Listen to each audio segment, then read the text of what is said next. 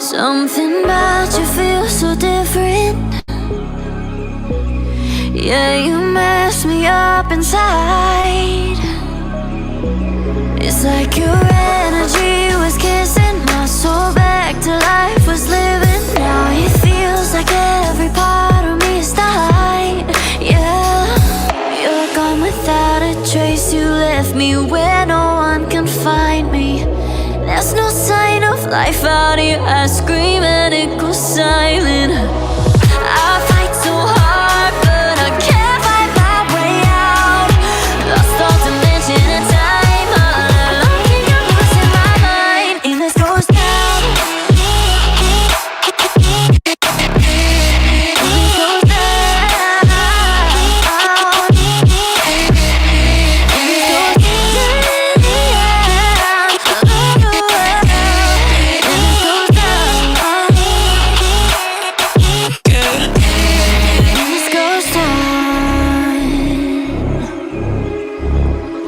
Every message that I send you, you just leave them all unread. Now every part of me is hurting. Cross my heart, I don't deserve this. Loved you just for you to haunt me in the end. Yeah, you're gone without a trace. You left me where no one can find me. There's no sign of life out here. I scream and it goes silent. I fight so hard, but I can't find my way out. Lost all dimension and time. I don't think I'm losing my mind in this ghost town.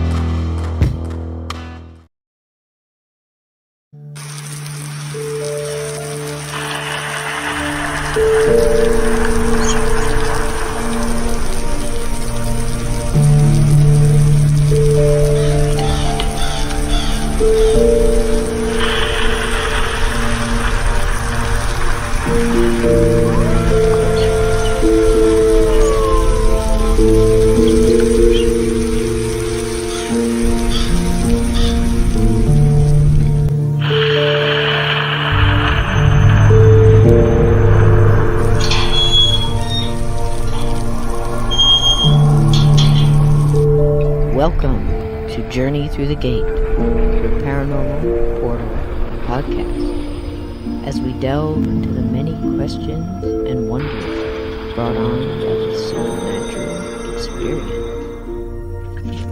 What's on the other side of the gate? Let's find out together.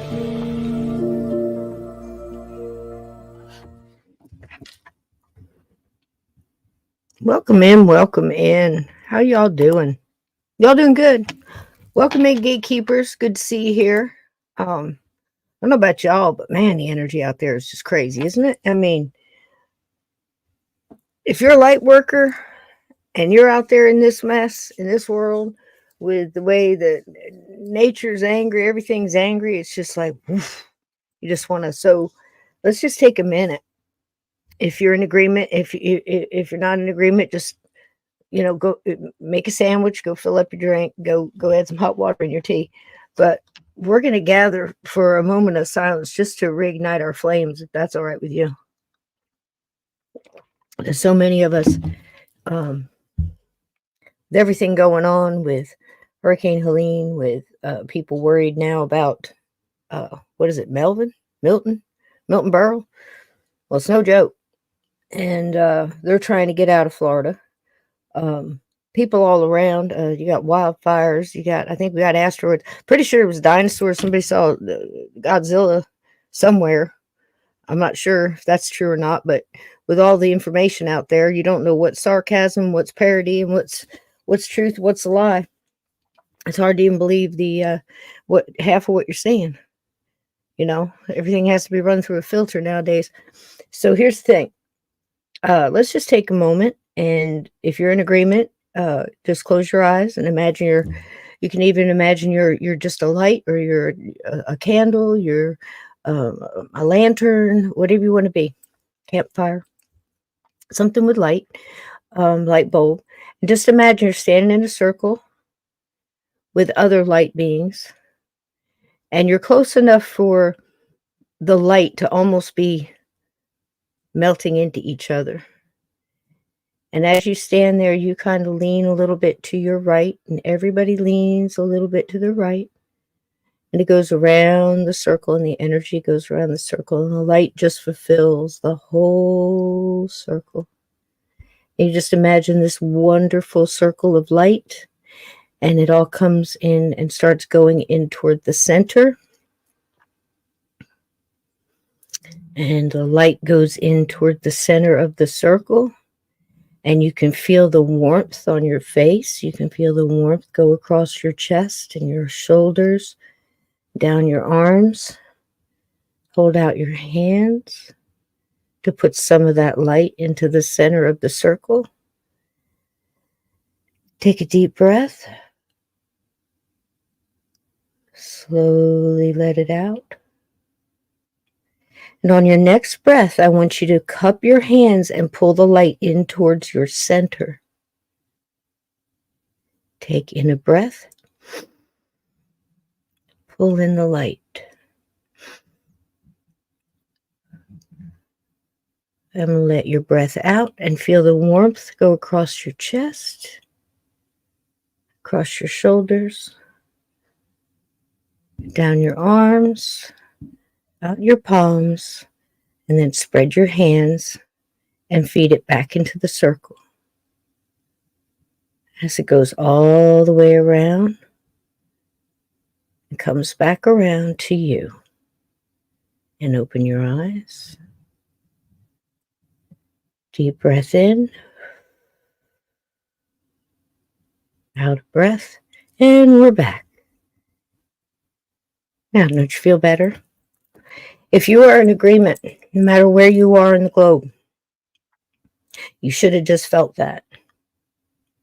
And I can tell you something, the opposite is true.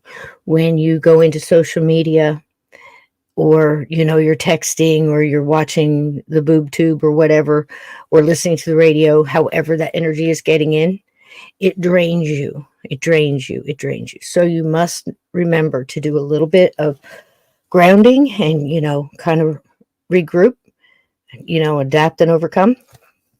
Regroup, take a moment for you, and just sort it. And if you want to say a mantra or some a motivational something along the lines, but nothing too heavy. You want to keep everything light and just on the air, just on a breath. On a breath. Everything is on a breath. Okay? So, there we go. Isn't that great? Isn't that great? Did you feel it? Did you feel the warmth go across your chest? Because you could just, it's all about intent and agreement and putting out that energy and getting it back. And like I said, you have to remember that if that works that way, the opposite is true. So if you're taking in a lot of, people going through a lot of trauma, and you're in there and you're helping them, however you're doing it, like we talked about last night. You have to remember to replenish self, because others are going to take it whether they want to or not, because that's just what light working is all about. You're feeling their anguish, their fear, their stress, their anxiety, the whole shebang. Okay. And you have to, you have to find your base. You have to recenter yourself. And you're going to have to do that again and again. We've got more coming. We're going to be fine. You just have to remember to ground. All right. So I hope that helps somebody. All right. So tonight, what are we going to do? Haunted objects, talking about energy. This one, Steve and I talked about multiple times. We've never come up with an answer. I doubt we're going to come up with an answer tonight. Because year after year we do this. And I'm telling you what, this one just baffles my mind. And I know it baffles Steve too. So let's get him in here. If I get a thumbs up. Thumbs up, we're good. You look like a poet tonight, sweetie. You're muted. I'm a poet and didn't know it. Now I got my Boston Scally cap on. Yeah, you look like a poet. You look like what is it? Is it Thoreau, or is it I don't know. I don't know. I'm trying. Maybe he's from this area. No, there's an illustration that you're reminding me of exactly tonight. I don't know what it is exactly. The before picture. It's one of those memory zaps, like almost like a deja vu, but it's just a visual. Like I've seen this before. For a second, you just fit it. It just took me back. I'll get it. How you doing, sweetheart? Where's my baby at? Is he sleeping? I think he's asleep. Let him sleep. Let him sleep. If he wakes up, I'll bring him a on little later. booger. And just since it is spooky season, I'm simulcasting this to 13 past midnight too. Yes, I can do that. So cool. How nice! Here. I looked up at the top of the screen that said "Stream this to your audience." So here we go. Hey, now, this is great. If you want to see a picture of Holden, I've shared a screen down there with you. Let me see. We got him a little sweater and a blanket. Oh, the munchkin! We put him in that. He's about to sweater. Oh my gosh! Every month his face. until he's a year old, and take a picture on that, and then the circle there shows how. And eventually he'll be in. Eventually he'll grow into it. But that's 1 month. What size is that? A year? What size is the sweater? I don't know. Big. Yeah. Is adult small? It's gonna be a minute. That's him at 1 month old on the 5th. You ever see those, Steve? You got to do that. You never see that one. You have to take a picture. I think it's like some I've seen almost every day. I guess the kid in the high chair, the dad would take a picture every day, every morning. At the table until a certain age, and they just show them and they put them all together. So you should do something like that. Absolutely. At least every couple of weeks or something, That's a good idea. Every Sunday afternoon. I'll say hi to Lee G, my brother from another Hi, Lee. Mother. How you doing, Hi, Lee? Sasha Bell. And everybody else. Hello, Sasha. Dixon. Tedders. Where's Lord Connor? Hey, Chris. Welcome in. Isn't he a cutie? Yep. Henry Nelson's here. Keep punching the microphone. I've got to get me an elbow. I've got to get what do you call that? Where you get the mic and you screw it into the wall and it's got the extender arm thing. I want it so bad. I've got one that's just and I just keep smacking it. One of these. That's what I want. I don't have enough table to put it on the table, but I want to put it on the on the wall. Yeah, that's what I want because I keep smacking it. It's black. I can't see it. Mine's screwed onto the table, but they're handy. I got one in here and one in there, and my other family's good. Studio. Mama's good. Is Mama good too? How's Nick? Yeah, she's doing good. She's in there relaxing with him. We haven't had a lot of sleep in the last month or so, but it's worth it. Isn't that wonderful, Vixen? It feels better, doesn't it, Vixen? Just reaching in with the other light workers that are in agreement. Listen, if we all could just, I'm trying to keep my words clean. If we could just, get up on the mountain and with the torches and dance around the tree barefoot, and whatever, you'd be surprised what we can do. That's got to be one of my favorite scenes in Practical Magic, where everybody gets together and just everybody that was arguing and bickering and had little snippety nippets at each other and all that kind of backstabbing hoodinky, mess. I hate that mess. And then at the end, they get together. And the minute they get into agreement, the minute they decide to stand together for one thing, that power, that energy, they did such a good job explaining that. That's kind of what we just did. So if you visualize, remember when they all stood together in the circle and they had the broomsticks and they connected the broomsticks? Well, that's intent. So you're connecting all that energy together in intent. It's the same thing. So dancing around a tree or a maypole or, any of that stuff. I would say it's, depending on what you're doing it for. So there's that. So what's going on in your life this week, Steve? You don't even want to know what's going on in mine. It's just all baby all the time. Yeah. Yeah. I know. This place looks like baby warehouse or something. There is stuff Yep. in every Your life room is filled with, except the bathroom. I don't think he has anything in the bathroom yet. Wait, that tub is going to be filled with rubber duckies and those little Fisher Price, different colored donuts and that float and all those little squeaky balls that fill up with water. And then they'll learn how to squirt the water at you. And then He already does that with his boy parts there. I bet. Changing the diaper and you gotta be quicker than that. Quicker, got to cover it up, or you gotta be quicker. Get sprayed. The minute that cold air hits it, it's all over it. Boy, they can art. Nicole said that sweater there in the pic is 12 to 18 months. Okay, that's what I was thinking. Probably like he's supposed to grow into. You put him on that every month. Yeah, for the next 12 months, and then the time he's a year old, it should be. Yeah, I want to see the one where he's going to school and he's trying to still get it on, and it's way too small for him. That's going to come faster than you know. I mean, you blink twice and they're driving. Is he awake? You blink twice and they're driving, or they're graduating high school. There he is. And he's got his candy corn outfit on. he just woke up, so he may not be too sociable, but there hi, he is. Sugar boy. Don't be making me wear the candy corns. Candy corn is scary, Daddy. It tastes nasty too. Hi, baby. How you doing? My son, Holden Chandler Stockton. Chubby cheek boy. Oh my goodness. Oh my goodness. Oh, he's sleeping. Oh, yeah, he's just waking up. Little pumpkin. He's been sleeping all day and then held it up all night. So we'll see how it goes. He didn't. Don't you just love him today? But that's average for newborns. They sleep a lot. Oh my gosh, yeah. They're just like ginger cats. They're just like ginger cats. It's all about them. Every couple of hours and want to be fed.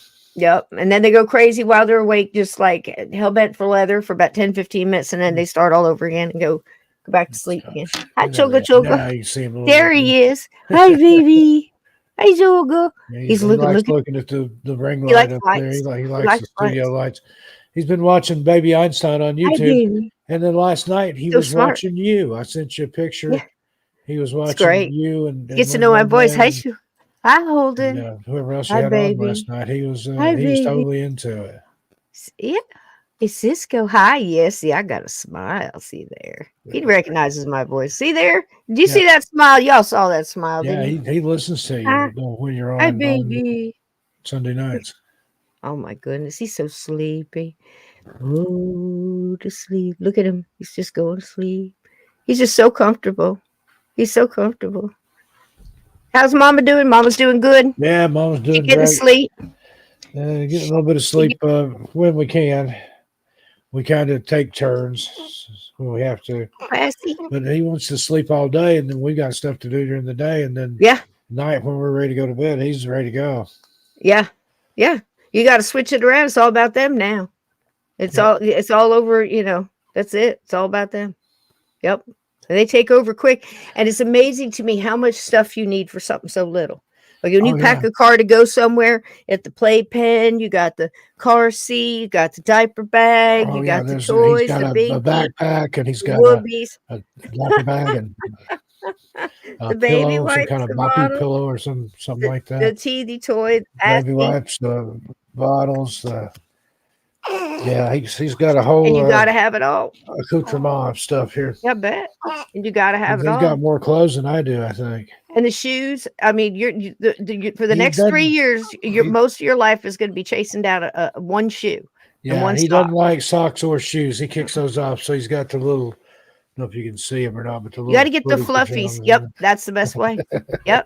Yep, that's the best way. I never understood the people that bought like $300-$400 pair of Nikes for a 3-month-old. I'm like, what are you doing? Grow out of them real quick. I want to give him a pair of Doc Martens, but I'm going to wait until he's about a year old, I think. Yeah, I'd wait at least a year. Wait till they're walking. They can carry all that weight around for sure. I remember it was probably about phasing out when my first one was born. So like in the 80s, I don't think you saw too much. But the Stride Right shoe, remember? In every Tom McCann shoe store, every Buster Brown, every Sears had the Stride Right shoe. That hard sole little leather shoe. Remember that mess? Yep. And I'll tell you what, you get kicked in the nuts with one of those, boy. Or they step on you or kick you in the shin. They jump on your lap when they're starting to run. They come at you.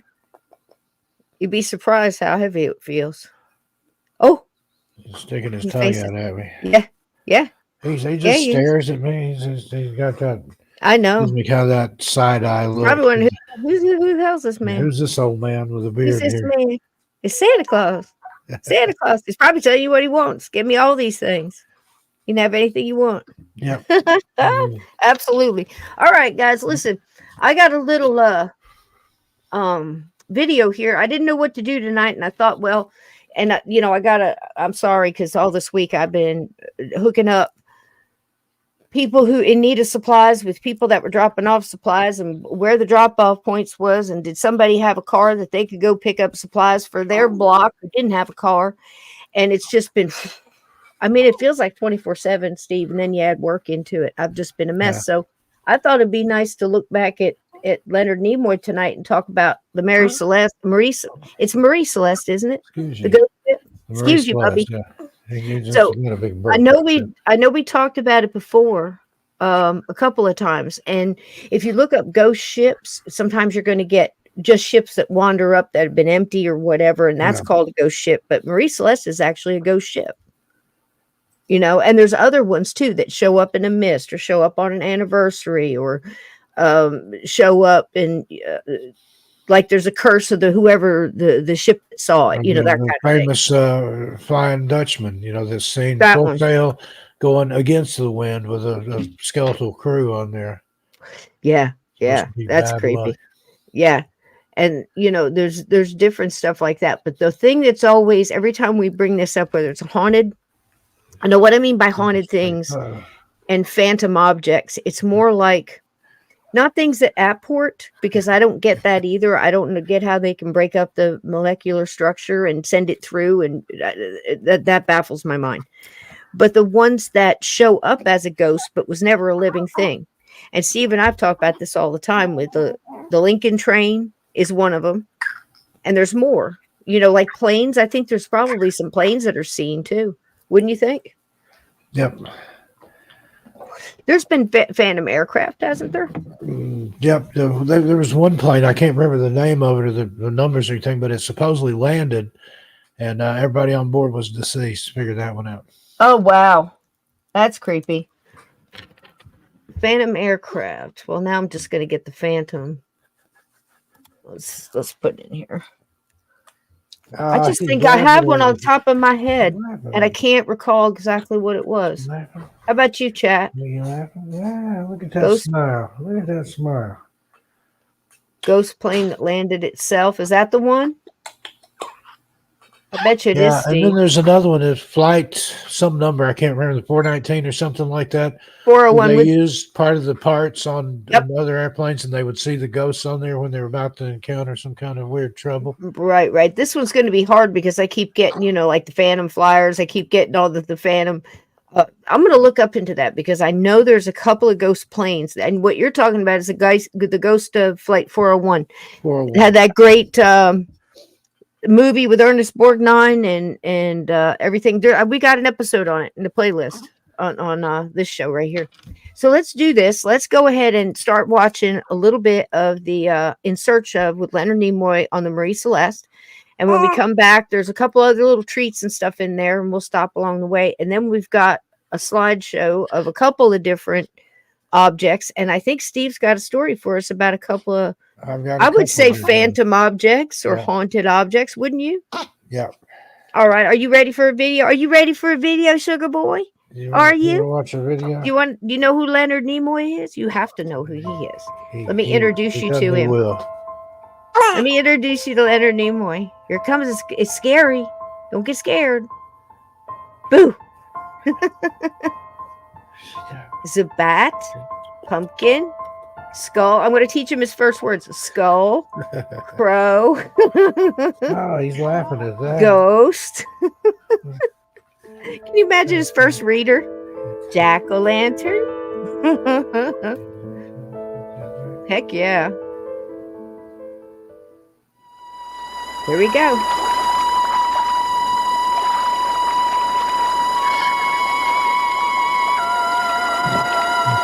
The 5th of December, 1872. Ship from the starboard bow! The captain of the brigantine Dei Gratia sights a ship in the Atlantic, 800 miles off the Portuguese coast. It appears to be unmanned and steering wild.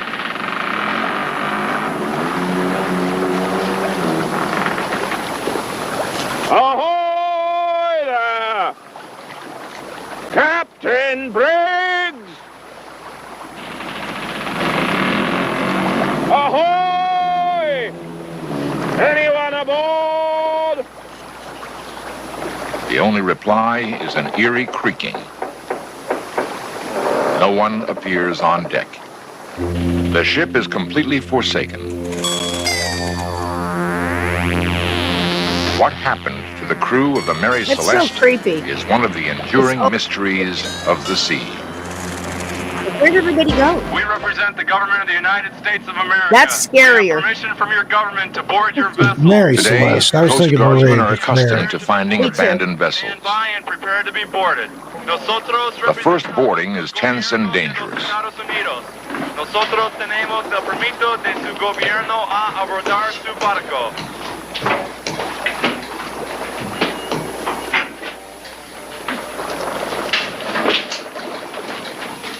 Modern abandoned ships usually mean only one thing. They're being used for illegal drug traffic. In the days of the great sailing vessels, however, derelict ships were not so easily explained, and no abandoned vessel has remained as mysterious as the Mary Celeste.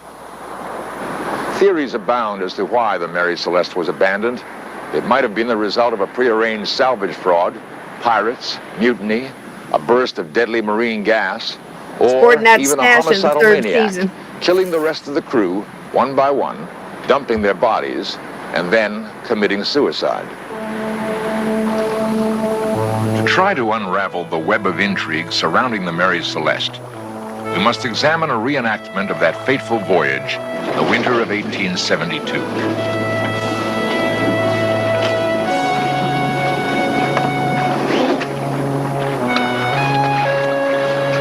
November 2nd, in the New York harbor, the Mary Celeste completed loading her cargo, 1,700 barrels of alcohol.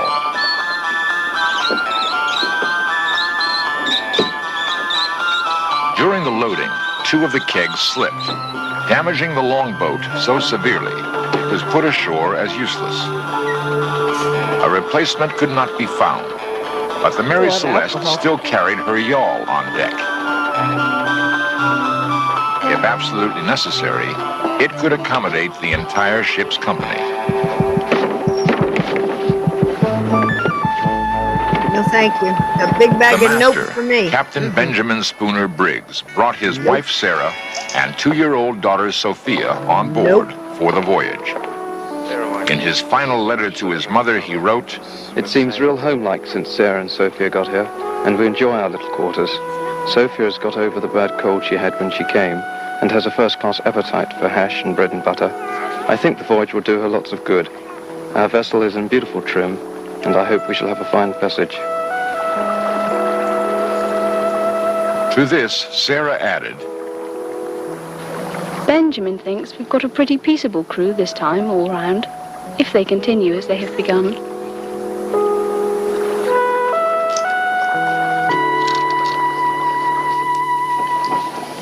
The night before the Mary Celeste sailed, Captain Briggs dined with Captain David Reed Morehouse of the Dei Gratia. This makes a change in this day and age, really. The 2 ships were moored side by side at the dock. To be very slipshod about it all. In light of subsequent events, this was a strange coincidence. The 2 men knew each other well. What did Captain Morehouse think of Briggs? Briggs was a teetotaler and a God-fearing man. He could be stern when occasion required it, and was not a man to be intimidated or imposed upon. But he was just and considerate towards the men serving under him, just as he was gentle and affectionate in his family relations. 1, 2, 3, 4. 2, 3, 4.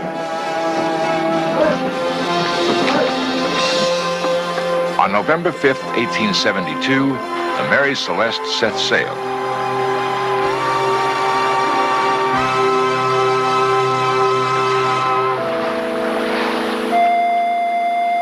One month later, she was sighted by the Dei Gratia. The Mary Celeste was drifting, unmanned, 800 miles off the Portuguese coast. She would be sailed by a skeleton crew from the Dei Gratia to Gibraltar, where the official inquiry was held. At the British Admiralty Court, the proceedings opened with Captain Morehouse's description of his first sighting of the Mary Celeste. I reckon the way the yards were square, she was running before the wind when she was abandoned. It's possible the storm that we met at 4 o'clock that morning might have sent her round had she also met it. First time I saw her, 2 o'clock afternoon, her head was westward. The jib was trimmed on the port side, although she was on a starboard tack. She was yawing, coming up to the wind then, falling off. I judged something was amiss. I thought I saw a flag of distress at her yard, but subsequently it turned out to be a flapping sail. By 3 o'clock, we were about 350 yards off. I hailed her, but got no reply, and I couldn't see anyone on deck. So I sent Mr. Devereux, my second mate, over to board her, and in due course he signaled me to come over myself.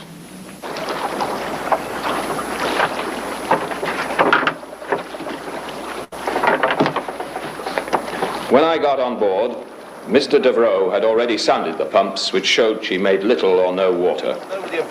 During the next hour, Captain Morehouse would carefully inspect every inch of the ship. The ship was perfectly sound. Her hull, masts, and yards were in good condition.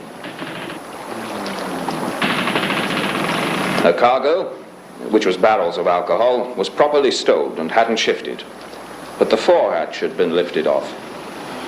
This was only one of the many enigmas Morehouse would encounter.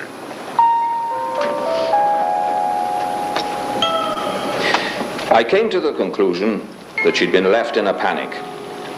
The mainsail was lying loose, as if it had been run down.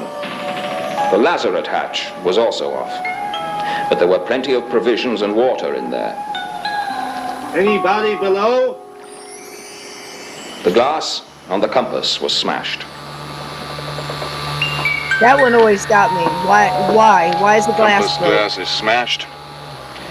Together, we searched the ship from stem to stern. At first, we were worried that she was a fever ship and the crew had died of cholera, but there wasn't a soul on board, nor were there any visible signs of there having been any trouble. In the forecastle, oilskins, boots, and pipes were scattered about as if abandoned in great haste. And among the dunnage were articles of value you might have supposed their owners would have taken if abandoning ship. In the galley, everything was in good order, as it would be between meals. There was no wine, beer, or spirits on board. A child's clothing and toys were strewn about. And on the table was a sewing machine with a baby's pinafore on it and a number of small items lying on the table alongside.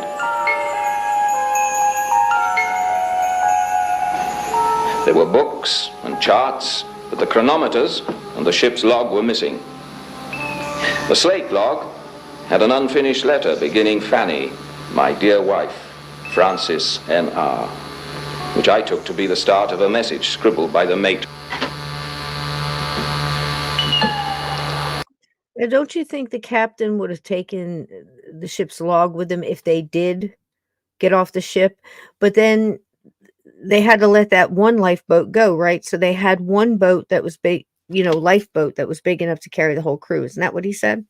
I think that's what he said.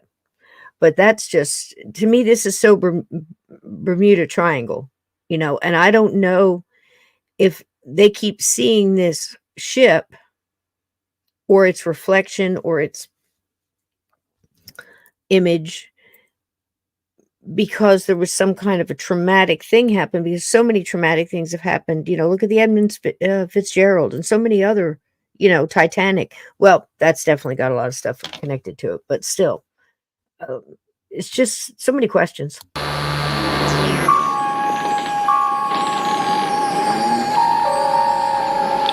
The ship's boat was missing.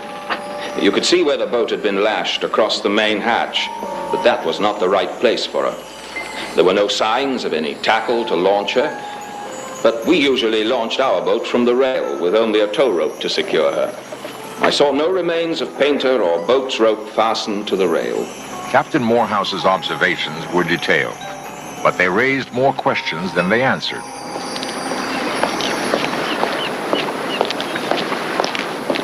The man responsible for the official inquiry was Mr. Solly Flood, Her Majesty's Advocate General, proctor for the Queen in her Office of Admiralty, and a legal bloodhound.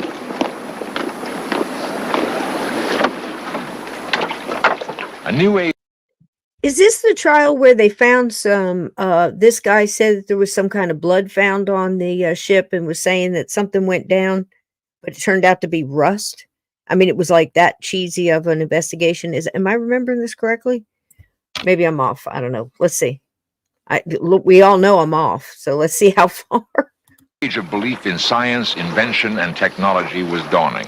And the ability to seek and find cold, hard evidence in order to solve any mystery was reaching a golden era.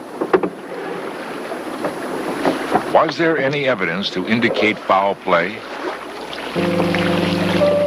The only facts available so far, a ship in good order, yet abandoned in a hurry. The investigation about to take place in Gibraltar would propel the Mary Celeste to her place as the most infamous abandoned ship in the history of the sea.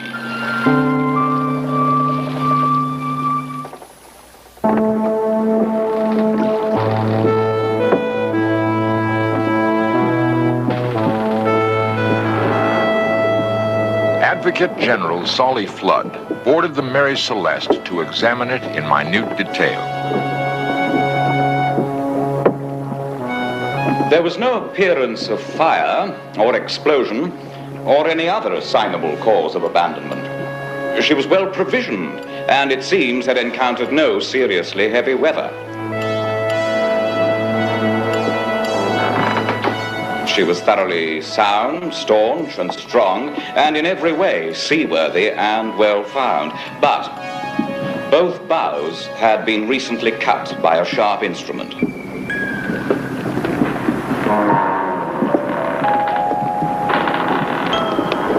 On the starboard topgallant rail, there were marks apparently of blood and a mark of a blow, apparently by a sharp axe.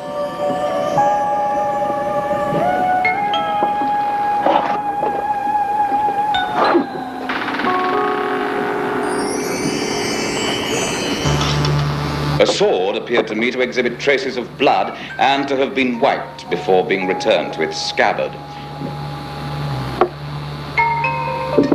In the forehatch, a barrel, ostensibly of alcohol, appeared to have been tampered with. My object is to move the Board of Trade to take such action as they may think fit, to discover, if possible, the fate of the master, whose name was Briggs, his wife and child, and the crew of the derelict. My own theory, or guess, is that the crew got at the alcohol and in the fury of drunkenness murdered the master and his wife and child and the chief mate, that they then damaged the bows of the vessel so as to give it the appearance of having struck on some rocks or suffered some collision, with a view to inducing the master of any vessel which might pick them up if they saw her at some distance, not to think her worth attempting to save. And that they did, sometime between the 25th of November and the 5th of December, escape on board some vessel bound for some South or North American port or the West Indies.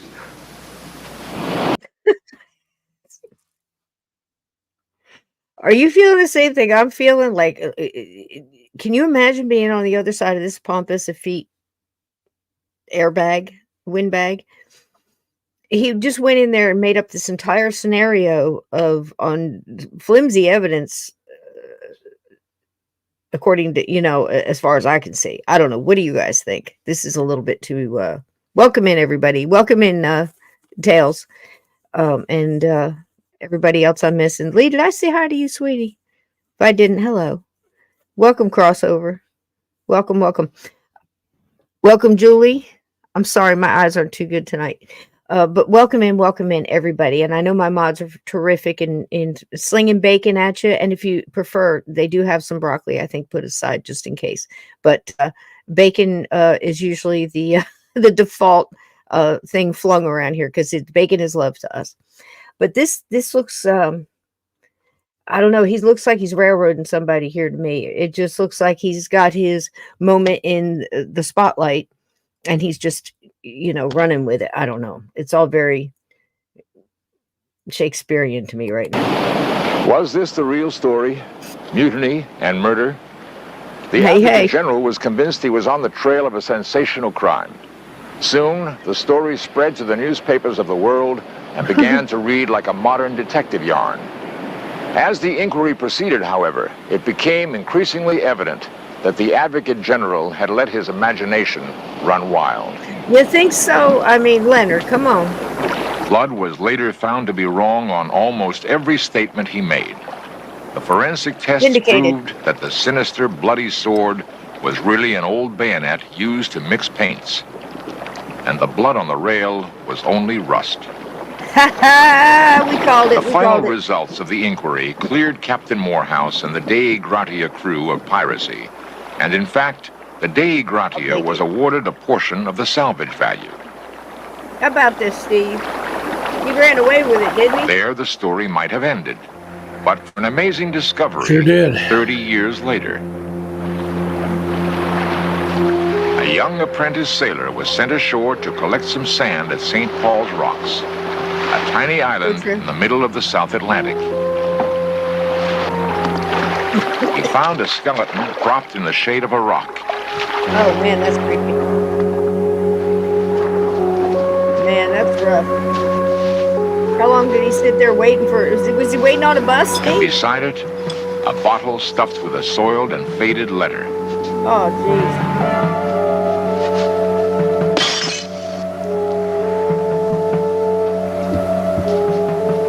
A letter which told an amazing tale.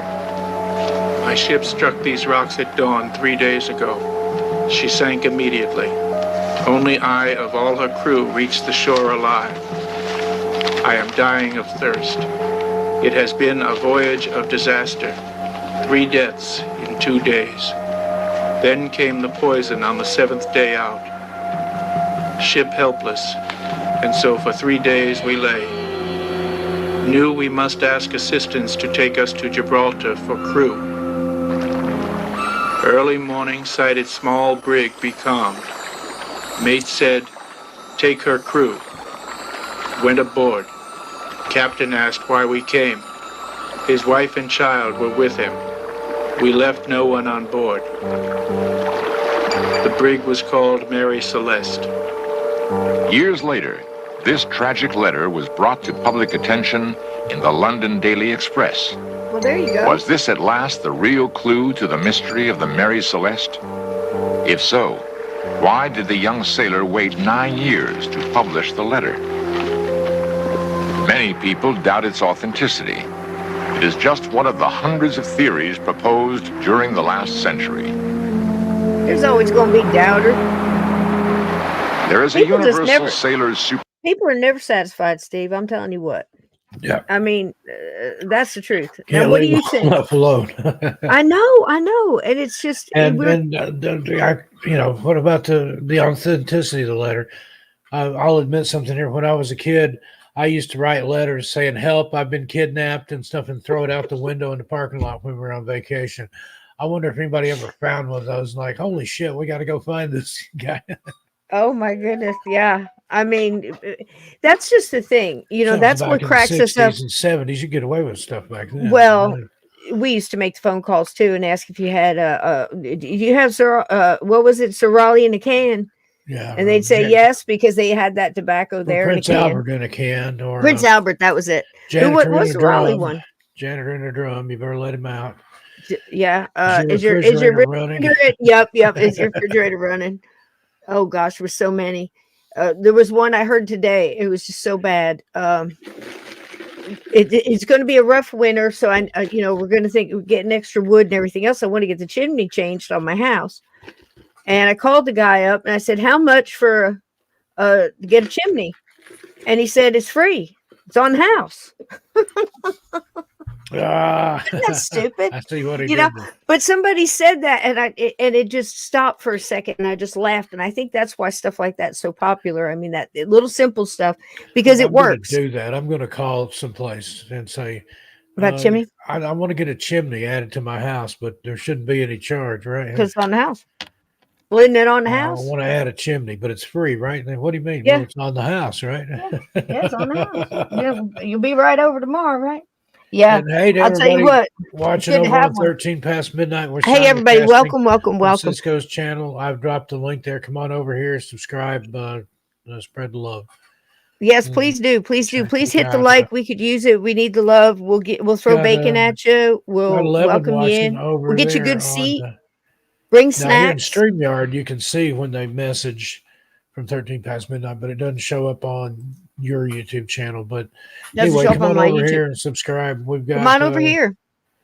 Got 11 watching over there, 19. This is the equivalent of Steve and I sitting on the front porch visiting. A bunch of people come over. Everybody's just got them a good seat. They brought their spiked lemonade and their hot tea and their coffee and their adult beverages or whatever they have, and their chocolate cake, their whiskey balls and everything. And we just have a good old time. We talk about ghost stories and whatnot. You see that aliens. Message from Kathy Evans there. Which one, sweetie? Kathy Hi. Evans. Hey, Kathy. How you doing, sweetie? See how it has that little like infinity symbol? Let's get it up here. Yep. It doesn't show it on screen, but if you see it on the thing, that means she's on the other channel on 13 Past Midnight. Oh, okay. I do see the infinity symbol. Yeah, welcome, infinities. That you see, they're watching on Tales Untold's got one. So that's me, by the way. Julie's got one. Hi, Julie. Welcome in. So let's finish up with Leonard here. Now, look, this gets me on many levels because when I look at this case or cases like this from this time period, I often think of these poor people that are standing up there. They've got no representation whatsoever. And these pompous asses are just, judging for their life, their livelihood, their, prison time, whatever, thrown in the poorhouse, whatever it is, hung in the apple tree. It just makes me sick. This guy just pulled one thread and ran with it till the whole quilt unraveled. What do you think there, Steve? It's awful. It sounds like to me. So do you have a theory on what happened to these people? I mean, do you believe the letter? I mean, it's hard to say. Some prankster or somebody just trying to make up a story, and it's easy to connect the dots in reverse. But I don't know. It makes me wonder too. Yeah. I don't know what kind of island they were on. I mean, to not have any water, I can understand that. But gosh, you could eat fish and get some kind of moisture and sustenance. You know what I'm saying? Look at Gilligan's Island. How many seasons they stayed there? There's got to be one damn coconut tree on that friggin' island. I mean, I don't think he tried. It sounded to me like he gave up too easy. You know what I mean? So I don't know. There's some holes in it. I don't know. Here we go. About We're almost ships there. born unlucky. The Mary Celeste lived up to that superstition. Was this in the Bermuda Triangle? Evidence collected in search of proposes a logical explanation. The Mary Celeste had been at sea for 8 days. The hatches had remained closed because at first the weather was stormy. Gradually, though, the cold November chill of New York gave way to the milder latitudes of the Azores. The cargo of alcohol was stored in barrels made of red oak, an extremely porous wood. At least 8 of the barrels leaked badly during the voyage. Battened down under the hatches, the fumes mingled with the foul air of the hold. Was a potentially explosive mixture of gas forming? Off the Azores, the wind dropped to a gentle breeze. Taking advantage of the calm weather, Briggs probably ordered the ventilation of the hold, which may have set off a fateful chain of events. See, Leonard's going to figure it out. He's got the answer. An upward rush of fumes, perhaps even an explosion. Then, steam looking like smoke poured out of the hatch. Abandon ship! Some of the men began to take in sail. Convinced that the ship was about to blow up, Briggs ordered the boat lowered. A sailor broke out a coil of rope as a tow line from the lazarette.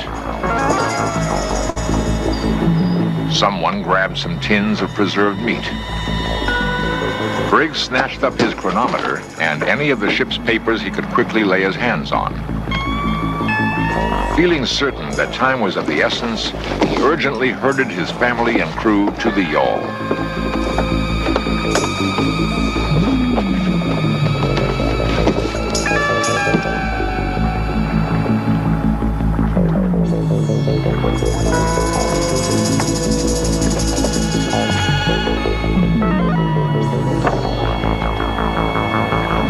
According to meteorological reports, a sudden squall blew up that day.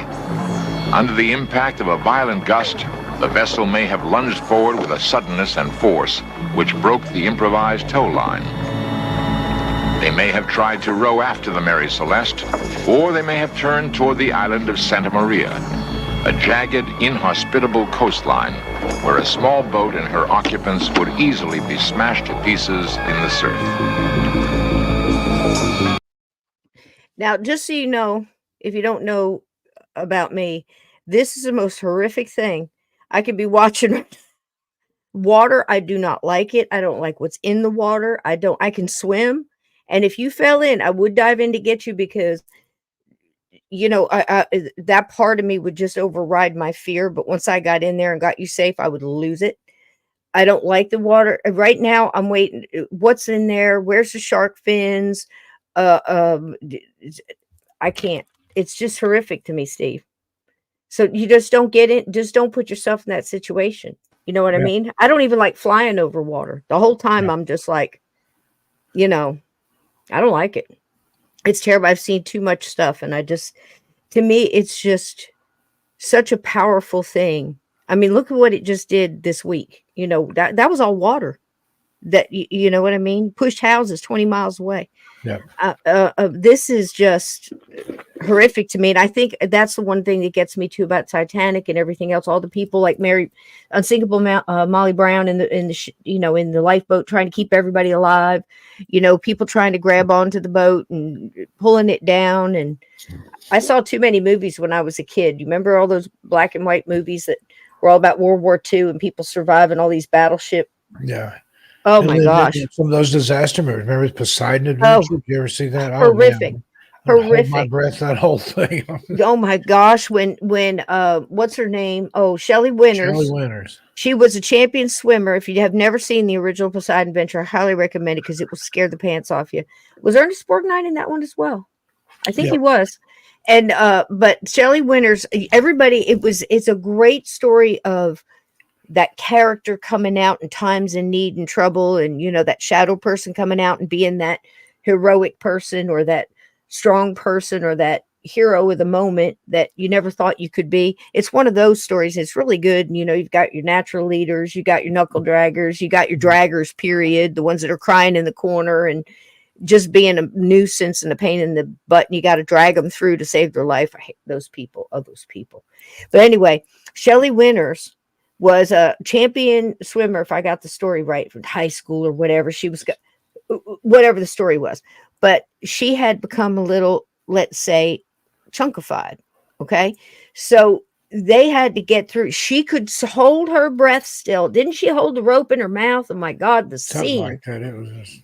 in her dress that she had worn to the ball that evening before, swimming underwater, holding her breath, Shelley Winters in all her glory. And she gets the rope to the hole so everybody can pull themselves through and go under this one flooded area to get to the next open porthole or whatever the heck it was, to get off of this sinking ship that's on fire and going underwater. And it's just horrific. So she gets to the hole, and guess what happens? Everybody else can swim through the hole but her, because she's too big and she has to stay there and drown. I was scarred. That part. When I was in college, we watched it and turned the TV upside down because, you know, when that was unique. That was the time, though, boy. It was Poseidon Adventure, Tower Inferno, Earthquake. Airport movies. Oh, yeah. Yeah. Yeah. There had to be a couple of airplane. Oh, geez. Boy, they could make them. I don't know. They don't make them like that anymore. All right. Let's get me past my trauma here watching these people in a lifeboat. I just can hardly take it. I swear. Oh, and somebody mentioned that the Hitchcock movie Lifeboat. Oh, that's an amazing. Oh, that's an amazing flick. They figured out the captain was doing the guy when they kicked his ass and threw him overboard or whatever. Wasn't that Ernest Borgnine? I think it was. I remember him being in there. I mean, there was a series of people. That movie, I think Shelley Winters was his wife, I believe. I think so. It's coming back to me now, but I'll never forget that scene with her carrying that rope and trying to swim through that way, holding her breath, just getting it done. And then she gets that through. And then there's those looks. And that look, I saw it again in The Abyss. If you've never seen The Abyss, again, more freaking water. And he's got to let her die so he can trade the I don't know, something about oxygen, and she's got to die so he can get her out. And it was a great flick. I don't know if you ever saw it, The Abyss. Oh, who was in that?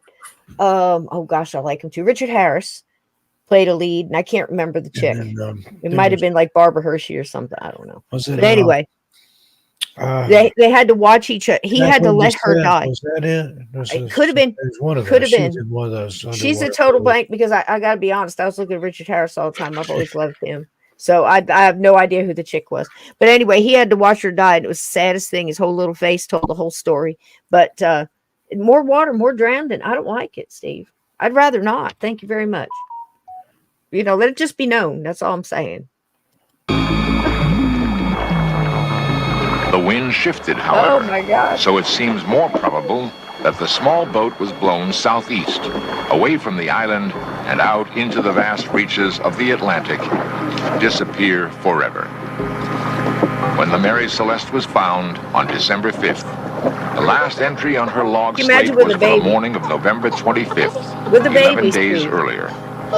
This entry put the Mary Celeste 6 miles north of the island of Santa Maria in the Azores. With the set of her sails, and with no one at her helm, her natural course would be roughly at right angles to the wind.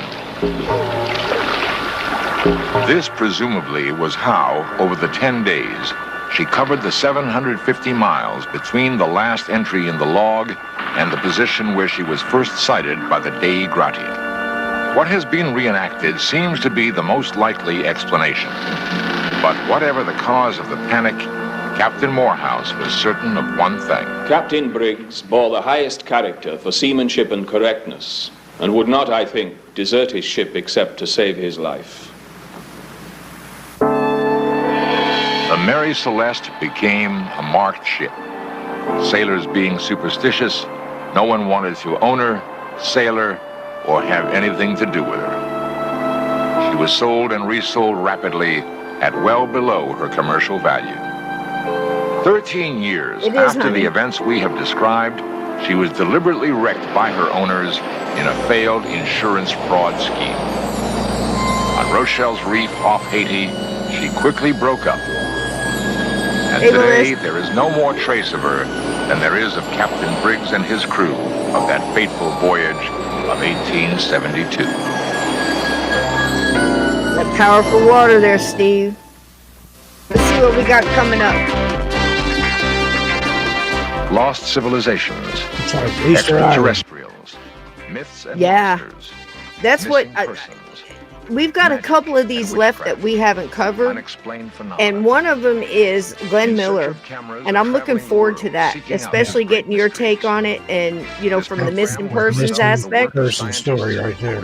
I mean, so we're going to do that one maybe next Monday. We're going to do it for Halloween, so we've got a lot of stuff coming up Halloween. Yeah. And this is going to announce it a little bit. Hey, Scott, how you doing, sweetheart? Sorry I didn't get to talk to you much last night. Hey, so Scott, good to see you. Good to see you, so good to see you. Glad to have you back, babe. I know he's been working hard. Everybody's painting and caulking and packing and getting all kinds of things ready. Some people are. I'm so glad to see you. Hey, Bobby, how you doing, darling? Hope everybody is safe tonight. So what we're going to try to do is we're doing a couple things for Halloween. This is which one is this one? Tell me. I think this is the book. If you have not read Steve and I have a book, and it's been out a while, but here's the cabin. That's coming up. We are going to start reading, doing the cabin 22 on, I had the date. That's what I was messing with. I think it's the last Sunday last week in October. So I think it's a Tuesday night. We're going to start it and run it all the way through. Good deal. If you've never seen it before, heard it before, you don't want to miss it. And if you have heard it before, you want to hear it again. A war over sour soil and sacred lands. Hey, what's going on, boys? Right now, I'm telling you. I think I was a prophet there, Steve. A haunted mountain cabin. A war, good versus evil. Dave has a 2-week vacation. And it's Halloween. What could go wrong? It's a fun time. And we're not doing it in 6 weeks. We're going to do it in 6 nights. So we're going to do 6 consecutive nights live, starting 8 o'clock every night from that Tuesday. I think it's the 22nd. And we're going to run it all through. If you've heard it before, please come in, join the chat. And if you can, here's some recipes. If you want to join the crowd and you want to be part of the story. Yep, it's back. It's back. It's that wonderful apple pie, Mrs. McGee's apple pie moonshine. So there's an alcoholic version. I can't speak, and a virgin version, and a non-alcoholic version as well. And they're both good if you want to have it for the kids. They can join in. I think the story is, okay for kids. Little ones it might scare when the dog men come out, but if you like it. It's great as a slushie. Here's the recipe. You can screen shoot it later or go back and look at the video. And Mrs. McGee is a fantastic character in the story Cabin 22. She's a major character in it, and she's kind of cool. She's got some good secrets, I think, doesn't she, Steve? There's the recipe. I'm telling you, it'll mess you up because it doesn't taste like. It's got Fireball. Vanilla flavored vodka, and apple cider works best, but you can use apple juice to kind of give you a little something to look forward to Halloween. It's kind of neat. It's almost like listening to an audio book in 3D because everybody's drinking the same thing and tasting the same stuff. It's really cool. We do it every Halloween. Yep, and it goes great with popcorn. For sure does. And that's a little note there from Mrs. McGee. You'll like that character. I think all the characters are kind of cool. And you'll like the voices.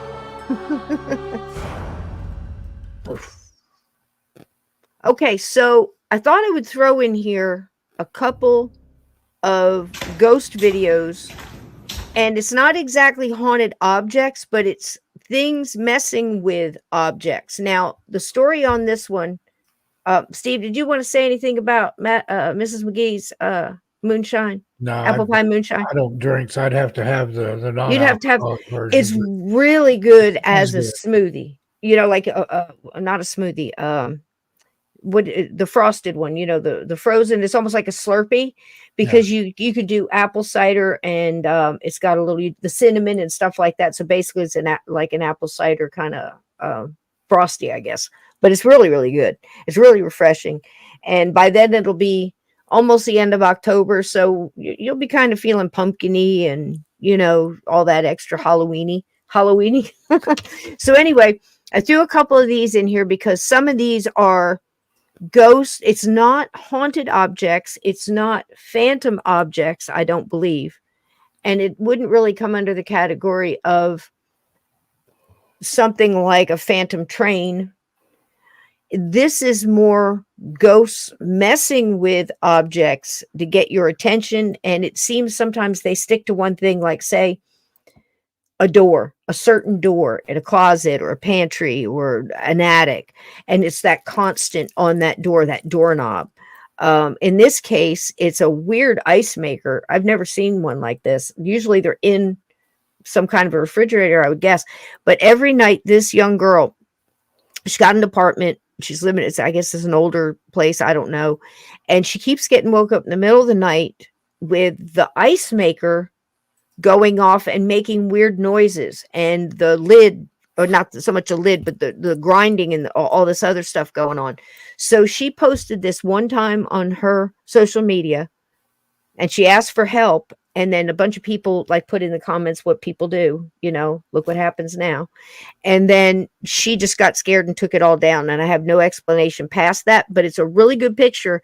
I want you to look close. So what she's doing is, this is one of a couple of times she got up to record after she heard the sound from the ice maker. Here we go. You see it? Turns on the light, it's gone. Now, I have it rewound a couple of times. That's at regular speed. Here it is slowed down. Look right there. Did you see it? I feel like a nuke stop 5. There it comes again. Now, here's the ice maker. You see it's blue. It's up in the corner. You'll see it closer later.